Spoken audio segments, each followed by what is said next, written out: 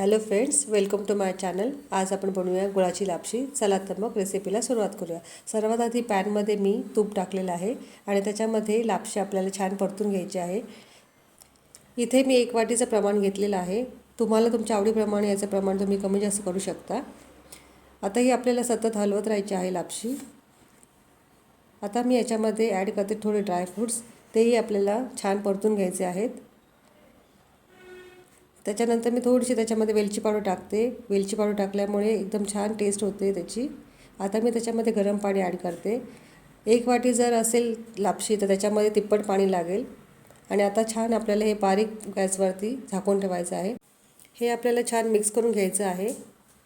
आता मी याच्यामध्ये ॲड करते गूळ।